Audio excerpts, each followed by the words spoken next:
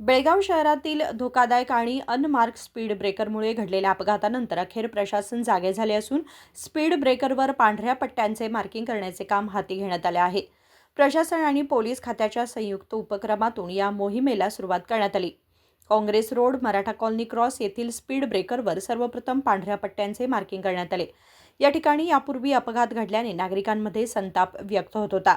काँग्रेस रोडवरील unmark speed ब्रेकरमुळे Shivajinagar Belgaum येथील रहिवासी 64 वर्षीय सरिता कालकुंद्रीकर यांचा अपघाती मृत्यू झाला होता. दुचाकीवर मागे बसलेले असताना स्पीड ब्रेकर न दिसल्याने त्या गाडीवरून खाली कोसळल्या आणि डोक्याला गंभीर इजा झाल्याने त्यांचा मृत्यू झाला होता. याबाबतचे वृत्त प्रसारित होताच पोलीस खात्याने तात्काळ दखल घेत कारवाई सुरू केली. पोलीस आयुक्त भूषण बोरसे यांनी स्वतः काँग्रेस रोडवरील स्पीड ब्रेकरची पाहणी करून अधिकाऱ्यांना आवश्यक सूचना दिल्या. अपघात टाळण्यासाठी आणि वाहन चालकांना स्पीड ब्रेकर लांबूनच दिसावं यासाठी पांढऱ्या रंगाचे स्पष्ट पट्टे मारले जात आहेत.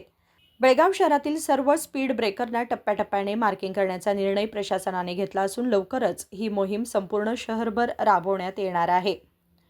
विनोद कोलकार, KMM मराठी, बेळगाव.